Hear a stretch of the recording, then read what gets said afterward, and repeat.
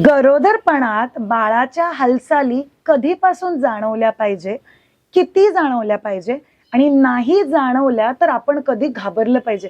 बापरे, किती भीतीदायक व्हिडिओ आहे हा. येस, पण हे सगळे प्रश्न तुम्हाला पॅनिक करू शकतात, म्हणून या प्रश्नांची उत्तरं आपण ह्या व्हिडिओमध्ये जाणून घेणार आहे.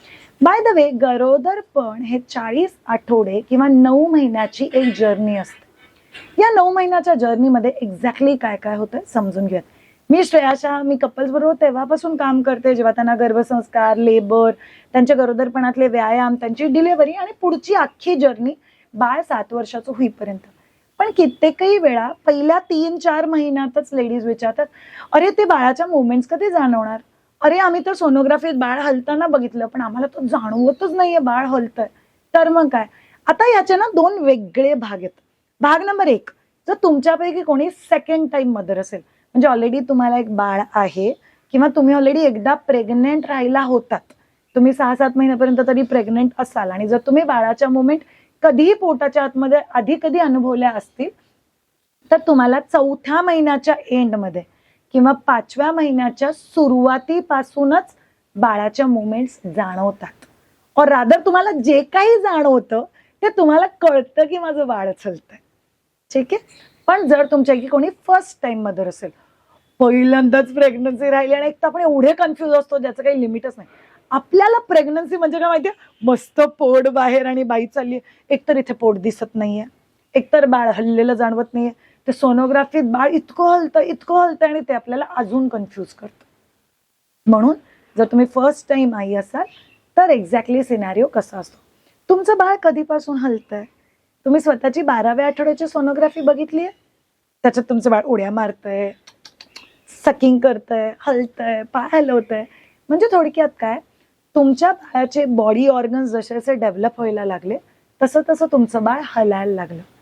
पण बाळ हलल्यानंतर धुप धुप धुप मला जाणवण्यासाठी बाळाच्या मुवमेंट्समध्ये तेवढी ताकद तर पाहिजे. तुमचं बाळ किती ग्रॅमचं माहितीये तुम्हाला? पहिल्या 3 महिन्यात तुमचं बाळ 100 ग्रॅमचं पण नाही. 100 ग्रॅमपेक्षा जास्तचे तर कपडे घालतो आपण. मग ते छोटूचं बाळ ते आतमध्ये हलतंय, आपल्याला जाणवू नाही शकत, पहिली गोष्ट. आणि दुसरी गोष्ट, बाळ हे पाण्यात आहे, एका पिशवीत आहे, मग युट्रस आहे आणि युट्रस आणि तुमच्या पोटाच्या मध्ये 7 लेयर आहेत. ते बायपास नाही करू शकत बाळ. म्हणून पहिले 4 महिने तर विचार पण करू नका की तुम्हाला काही जाणवेल. बाळ ठीक आहे, टेन्शन घेऊ नका. पण यस, 5व्या महिन्यात तुम्हाला कधी कधी असं जाणवेल आतमध्ये गुदगुल्या होतात व युट्रसच्या आतमध्ये असं काहीतरी वेगळंच जाणवत आहे. ते जे वेगळंच जाणवत आहे ना, ते बाळाच्या मुवमेंट्स. सो बेसिकली बाळ आतमध्ये काय करतं, खाजवतं, युट्रसला खाजवतं, इकडे तिकडे हातपाय मारतं, तेवढंच हलतं, एक तर वजन तेवढंच आहे. पण ह्या ज्या मुवमेंट्स आहेत त्या तुमच्या बॉडीला थोड्याशा फील होतात, कारण आता तुमचं पिल्लू जवळजवळ 250 ग्रॅम म्हणजे पाव किलोचं झालेलं असतं.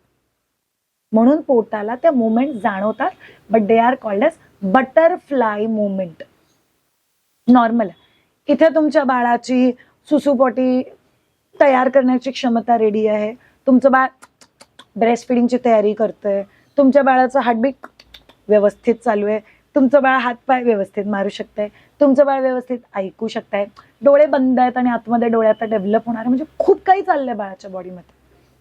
पण हा महिना संपला म्हणजे एकदा तुमचा हा 5वा महिना संपला की 6व्या महिन्याच्या सुरुवातीला, 5व्या महिन्याच्या शेवटी पण काही जणांना जाणवतात, पण 6व्या महिन्याच्या सुरुवातीला फॉर शुअर तुम्हाला बाळाच्या मुवमेंट जाणवतील. ठक ठक ठक. बाळ किती किलो झालं? अर्धा किलोचं बाळ झालं तुमचं, कॉंग्रॅच्युलेशन्स. तुमचं वजन किती वाढलं याची चर्चा या व्हिडिओमध्ये नाही करणार आहे, पण यस, बाळाचं वजन ऑलमोस्ट अर्धा किलो झालंय. आणि अर्धा किलोचं बाळ जेव्हा पोटाच्या आतमध्ये मुवमेंट्स करतं तेव्हा तुम्हाला त्या मुवमेंट्स खूप व्यवस्थित जाणवणार आहेत. आता त्या मुवमेंट्स तुम्ही समजून घ्या. रिदमिक मुवमेंट्स आहेत का? नाही. कधीही मुवमेंट जाणवतील, जागताना मुवमेंट्स नाही जाणवणार, झोपल्यावर मुवमेंट जाणवतील, दॅट इज नॉर्मल. याला आपण नॉन रिदमिक मुवमेंट म्हणतो. ज्या नवऱ्याने पोटावर हात ठेवल्यावर त्याला मुवमेंट्स कधी जाणवतील? याच्या 3 आठवड्यानंतर. तर तुम्हाला ज्या दिवशी बाळाच्या मुवमेंट्स टक टक टक टक टक टक टक टक जाणवायला लागतील त्याच्या 3 आठवड्यानंतर नवऱ्याने हात ठेवला, ठक, अरे मला पण जाणवलं बाळाच्या मुवमेंट्स. एवढा वेळ का लागतो श्रेया? कारण तुम्हाला मुवमेंट्स फील होतात कारण पोटाच्या आतमध्ये चाललंय. नवऱ्याला फील व्हायला बाळाचा पंच ते 7 लेअर वरती फील झाला पाहिजे की नाही? म्हणून त्याला 3 आठवडे लागतात. आणि एकदा की तुम्हाला 7वा महिना लागला, ठाक ठाक ठाक 1 किलोच्या आसपास तर तुमचं बाळ 1.5 तासाला 1-2 तरी मुवमेंट करतो. आणि कधी कधी तुमचं बाळ अखंड 1 तास हलतं.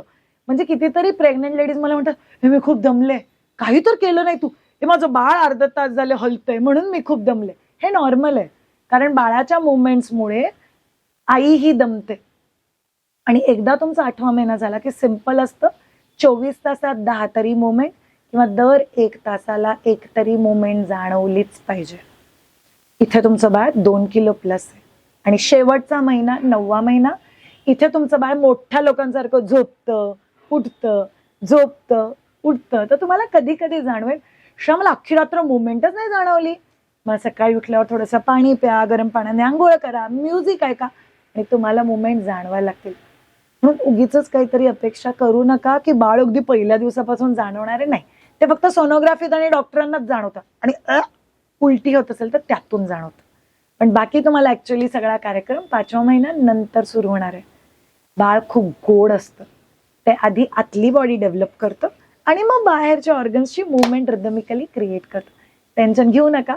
जर तुम्हाला तुमच्या प्रेग्नन्सीच्या जर्नीमध्ये आमच्याकडून ट्रेन व्हायचं असेल तर नक्कीच get in touch with us on www.myadvija.com किंवा मी खाली डिटेल्स लिहिते, तुम्ही इथे पण कॉन्टॅक्ट करू शकता. ते तुम्हाला सगळ्या डिटेल्स नक्कीच देतील. Thank you so much all of you हा व्हिडिओ बघण्यासाठी. Have a great time. Bye bye.